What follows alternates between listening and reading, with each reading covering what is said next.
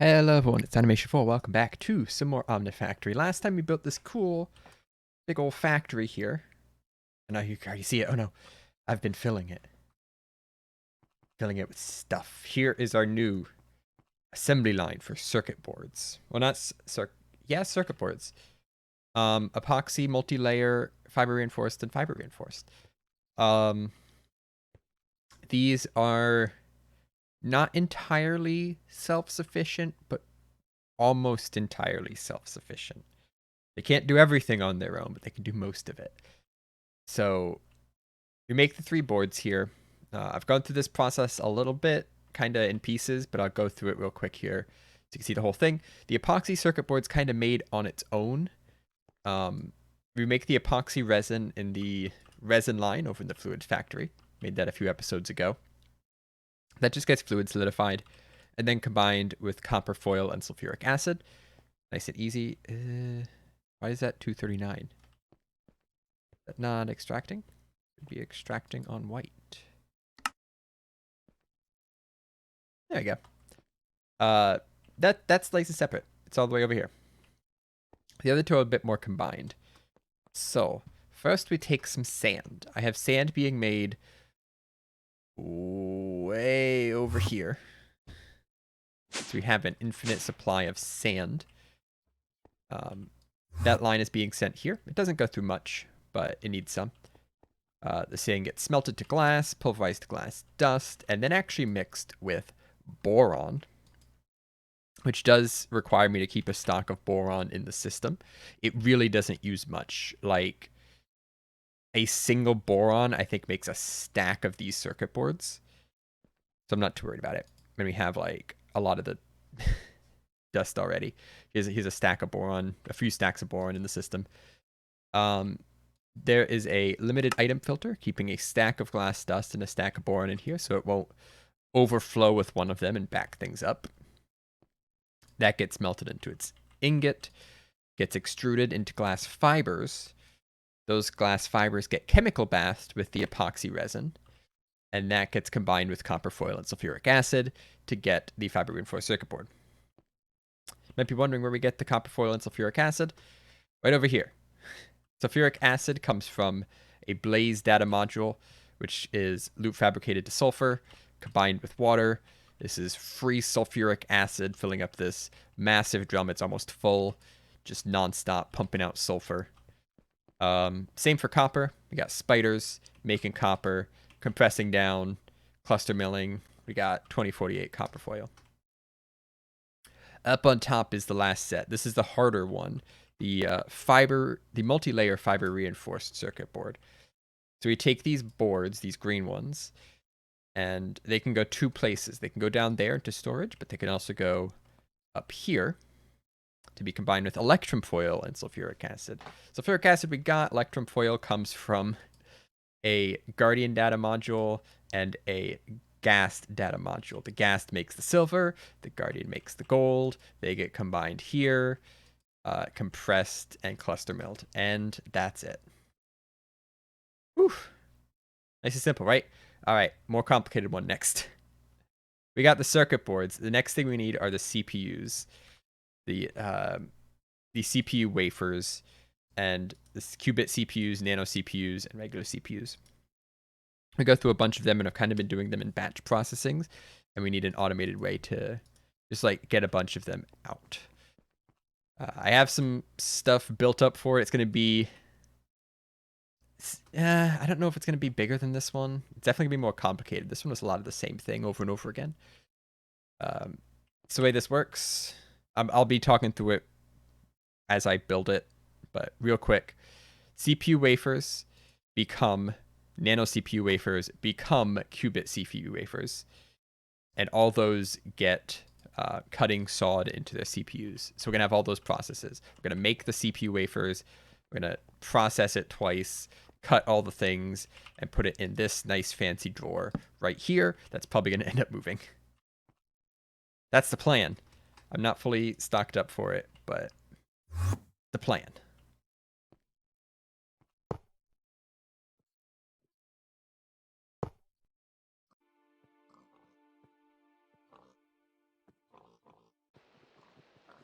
Quick progress update. Building things. I ran out of space between this door exit. So, going over it. I still want to have a door on this side. Otherwise, there's no other way in. Ignore that door. That door doesn't exist. Don't mind me just casually using machines to place the next one in the right spot. Macerator. Centrifuge. At this point, all the machines are in place, I think. And it's a matter of running power to everything. So this is HV. These are both HV. This one is EV. Need a HV going this way, and an EV just for that one. Let's see if I have enough cable for this. For LV, got that. Should be good. For MV, here, little ladder here. I did this to save space because I didn't really want to have like 2 machines over here. Silly. These are also MV. I think, yes. HV. Ah, 2 more. So now the part that makes this not so ugly. Run a lot of the cables underneath for power and ME. And we're going to do that same thing here. The problem is, I don't know where the points are. So I'm going to put some holes where I need to run stuff. This ME has to go there. Got a CEF here, so this needs power. Oh, we got a CEF here. This needs power. Actually need interface up here.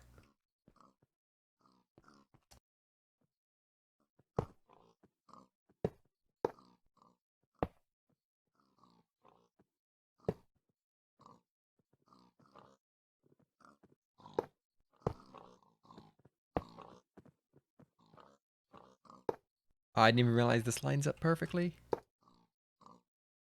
That was totally intended. Perfect straight line from the extractor down. Alright, it is now connected in. Does that mean it's ready to go? Of course not. Alright, this is definitely not going to work. But we're going to start putting things into place and see what happens. So this interface supplies us with pulsating polymer clay. The pulsating polymer clay gets extracted from here, inserted into here. Inserted into the top. I think that's how it works. This is very particular about where stuff goes. So that's in there. We then have to get a filter and ensure that we are only extracting from this side this stuff, the overworlding matter. Easy enough. At that point, any of the pristine matter will not get pulled from there. And it's not extracting. It is now extracting. I got that. The pristine matter is going to end up in here. I don't have any pristine... Oh, there, we got one. Look at that. Set this to glowstone. It'll stay at glowstone forever now. Glowstone gets extracted from here, sent into the fluid extractor. Extracts the glowstone over into the chemical reactor here. I'm going to make a crafting card. I'm going to put the crafting card in here. We're going to get a glowstone doped wafer, which you do have auto-craftable. We're going to put that in here. At which point, we'll be extracting glowstone doped wafers into the laser engraver just all the time. It's going to fill up real fast, hopefully, because they're not the easiest thing to craft. And we should see once this runs out. Into here. It's now crafting more wafers. I have that done elsewhere. I don't need to do that here. Tell this to always active going to start making charcoal. Always active, it's going to make charcoal dust. Always active. Hey, look, carbon. That stuff we have over there that we're getting trickles. I need a lot of it now. The carbon is going to be sent over to the autoclave here. This is where it actually is a little tricky. So the way this recipe works, I want to get carbon fibers. These things, raw carbon fibers. They have an 85% chance. With the full autoclave, or with the advanced autoclave, it's actually a 100% chance, apparently. According to the quest book, and according to just what I've seen, it's about a 100% chance. But that's not good enough. 100% chance is not good enough. It's still technically a chance. And what'll happen is the autoclave will fill up, and it will keep processing because the only output is a chance. If there was any not chance output, it would stop. But since it's a chance output, it will keep processing, and it will just drain all my fluids. So for this, I'm gonna have. How do I do this? I think what I need to do. I need to get redstone on this to detect how much stuff is in here. And if it's... Or have like... Actually, no. I need to detect how much stuff is here and stop sending in carbon. Limit the amount of carbon I send into this to 1. And stop sending in carbon once there's too much. Worry about that later. Over here, we're going to get some palladium. This is another thing that I'm going to actually just need a bunch of in the system. And I don't actually have that much in the system. That's going to be sent over to the fluid extractor. The palladium should be. Once I set it to input. We'll get palladium out of that. Get fluidized palladium, I guess. And this is why I don't have an infinite amount of this fluid. So I need to make sure I don't just waste it all. Worry about the specifics of that in a little bit. Way back up here. We have another 2 things that we need to have in the system at all times so it can manage it here. And that is gallium, which we've been getting from... I don't remember. Zinc. I think zinc is my main source of gallium. And arsenic. My source of arsenic is carbonite, which I just did a big mining expedition for. Not carbonite, cobaltite. So I got, see this COASS, so that's 500 arsenic in this dust. Those get extracted and put into here, but I need to make sure that we limit the amount of stuff in here. So I need to get a limited item filter. Set this to insert with a item filter here. I'm just going to set it to 1. It really doesn't matter. It's going to just allow 1 of each in. If there's more than 1 of each, it's not going to put any more in. It's just not going to do anything. Those get extracted here and sent into the blast furnace. Blast furnace is going to cook them up all nice. It's going to take a little bit of time, but it's fine. Get gallium arsenic ingots. Those are going to be sent into the fluid extractor here once they're done. Did I already finish one? I don't think it's finished one yet. It's just slow. And that's going to be made into the gallium arsenic fluid, which is used for stage 3. Last line. This is for, what are they called? Quantum eyes. Yes. So we have Enderman data module. We have a Blaze data module. These are going to be making Eyes of Ender. What's going on here? So we get the pulsating polymer clay coming out of this. I've been extracting on brown. Oh, it needs to go on the top, doesn't it? It's Enderman in here. That in there.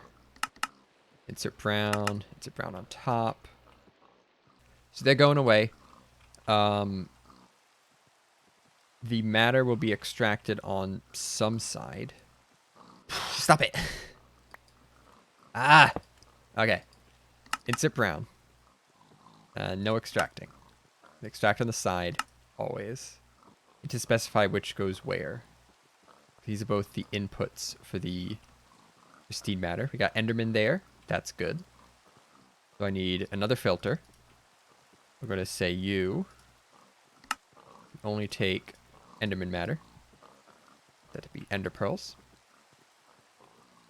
And by process of elimination, this will be the other one.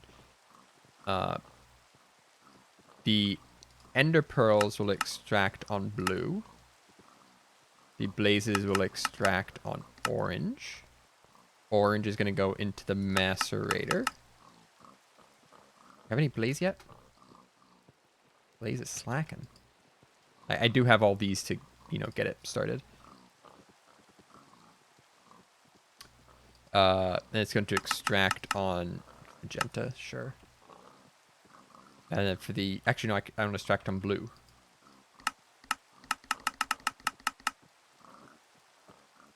So they're both extracting on blue. Then I need another limited item filter. Need another... It's all falling apart. I have to edit this so much now. I'm really lazy. I don't like having to edit this much stuff. Fine, I'll edit it down. I'll edit this down and make it be like, oh, this only took like 30 seconds to put together. It's so easy. Do it yourself. Fun for all ages. We're going to say limited item filter. No, insert.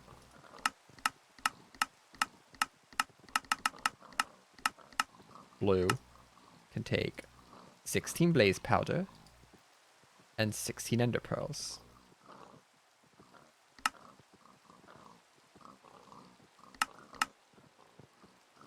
There they go. You are then going to extract on purple.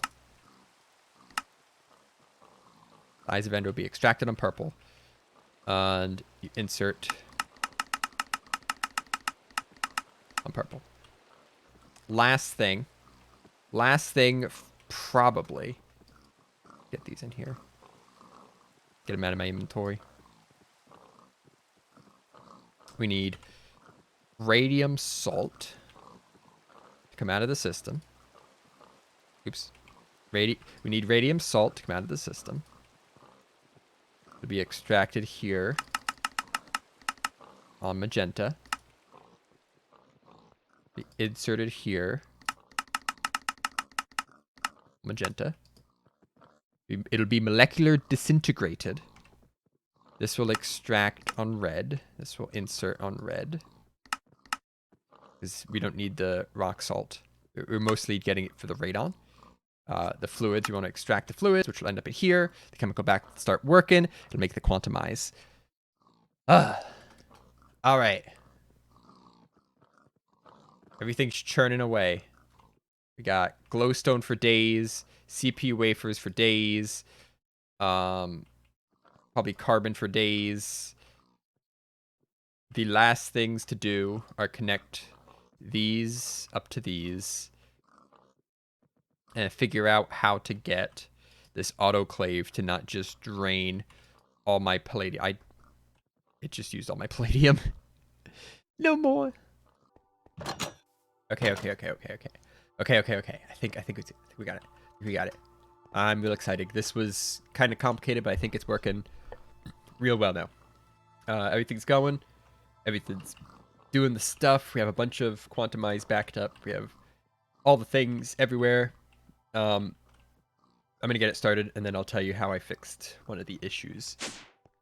So I ran the main item lines underground, just keep them out of the way. This extracts on green, round robin, inserts there on green, and inserts there. Oh, no, it's inserts into the cutting machine on green. Same for blue, same for brown, or whatever. So we'll tell that to extract. It'll start pulling out the CPU wafers. Half of them will go into here, where they'll be chemically reacted. We'll tell that to extract. They'll start pulling out those CPU wafers as they're made, Every other one will go into here. This one takes a little bit. This one takes a little bit longer. It's fine. This one went here. And then those extract, and they always go into the cutting machine. The cutting machines are separate for each one, just so they can back up into them. We tell all of these to extract, and they will end up in the drawer. It's that easy. It's going. Should be. Let's go up here and take a look. It should be. We already have a bunch of regular CPUs, so those are going to fill up real quick. Everything else is just time. I don't need these in a lot. I don't need like a steady stream of CPUs, but I do need some occasionally. So having them auto-crafted like this is very nice. And it goes away. So the issue over here, which is working, I resolved with a midpoint item buffer. So this is set to always extract items into this frame drawer. This frame drawer has a stack limit of 1. So it has the storage downgrade. It also has a redstone upgrade on it to emit a signal depending on how much stuff is in it. So you can see way up here, when stuff's in it, the power goes up to 1. And that power is caught by this line, and it comes down to here. And this only extracts without a signal. So if there's items in here, this line will turn on, and it will stop extracting. So you'll see it'll do some, then those will be extracted, and all of a sudden it's going to stop sending items. It will. It's just going through a lot right now, but it will eventually stop. I had to figure out how these things work. They're just like redstone that's 3D. So you have in and out, and doesn't go the other way. So I had some issues with direction there. But this does seem to work. Once it backs up, this ends up with nothing. This ends up with nothing. Or this ends up with a few items, like maybe 6. This ends up empty, and everything ends up backed up in here. And it works fine. So yeah, it seems to be going. We've already got 15 more qubit CPUs, which are the hardest ones to make. And they should just kind of keep making.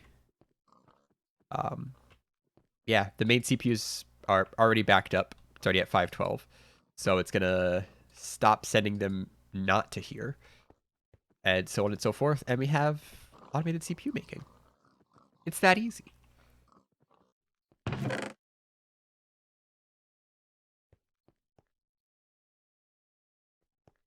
You may be wondering, now what? Got this going. What are we going to use it for? We're going to combine it with the assembly machine here because we need a lot of CPUs. Because we're going to go for the Advanced Assembling Machine 5. So this is the LUV assembly machine, which takes LUV arms and conveyors and 2 tier 7 circuits, which we now have. The tough part is now these conveyors and arms. The conveyors being the easy one, of course, still take 2 motors, HSSG plates, HSSG rounds, styrene butadiene rubber. Interesting, I never looked at that before. Lubricant, yttrium barium cuprate cables. Yeah. The motors are 4 stacks of fine annealed copper wire, soldering alloy lubricant, long magnetic neodymium rods, and long HSSG rods. So, lots of steps. Definitely lots of steps. What is this rubber stuff? Because this is my first time actually realizing that's not just straight rubber. What is it? Styrene butadiene rubber. All right. So we need raw styrene butadiene rubber dust and sulfur. Yes. Okay. Same thing. This comes from air, styrene, and butadiene. Butadiene. Okay. Styrene, benzene, and ethylene. I think we have both of those.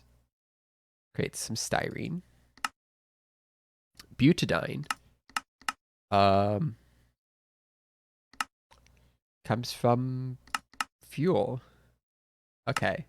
That's something we don't have set up at all, so that'll be fun. Is there anything in the quest book about this? I feel like I would have seen that. It's grown increasingly obvious. I can deny it no longer. We have to get into fuel. Specifically petroleum. This rubber stuff comes from breaking down petroleum. I can't use like tree rubber. Doesn't work. Which is fine because we also need to get nitrodiesel anyway. So we're gonna have to go down this path. Luckily we have steam. We got steam for days. It's the other half that we don't have. We're gonna break down some oil. So let's. Oil is the starting point. It can be found in several variants, which you can pump from finite natural wells, as well as coming renewably from oil sands ore, and directly in liquid form from an oil drilling rig. The variant simply called oil is a standard ratio of distillation products and is what you will always get from the latter two sources. Light and heavy are the same, but with different ratios of products. The upcoming quest will guide you through the basics of petrochemistry. Cool. Let's get started. Sulfuric heavy, light, naphtha, and gas. First, you'll need some oil. Pick your favorite method. You should engineer a renewable automated source, as you'll need large quantities. I think we're at the point we need large quantities already. Maybe not quite, because we only need it for one specific thing, but we'll figure it out. Start up by running the oil through a distillation tower, blah, blah, blah, blah. Cool. So get some oil and do this. Luckily, while I was mining, I actually I found a nice little oil deposit, and it was mostly in my way. So we got 6 whole buckets of light oil. It's not enough to do anything with, but you know, that's not it. It's a start of some kind. There it is. Little tiny bit. What I want to do though, make a ender pump. And I want to see if this works. I actually don't know, but it's super cheap, so we'll find out. I'm hoping it just like sucks up the fluid around it and I can drop it in that oil deposit and say go. But we'll see. I also got this oil sands, which is kind of everywhere. What do I do with this? Crushed oil sands, impure oil sands, oil sands. It's a bucket of oil each. Dang. Should do that too. I'll just remember that. That's pretty close. We'll do multiple ways, because until we make the oil drilling rig, I believe it's not a renewable resource yet. They've found my hideout. So behind this wall is the stuff. It is. That's it. Make a little air pocket.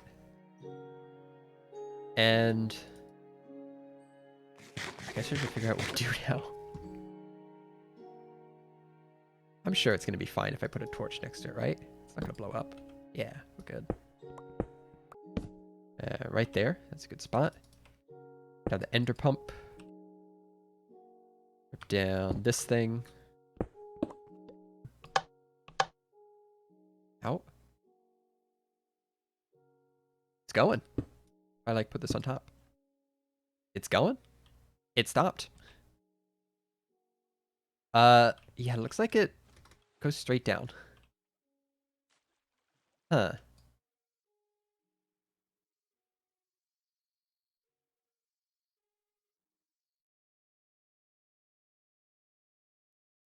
Did it actually change? 530. It is changing. It is going to multiple places. Oh yeah, it's up to 40 buckets now. Look at that. So it just starts straight down, but then it starts spanning out over time. All right, so this should work. Heck yeah. Relatively speaking, this has used basically no power. Secrets.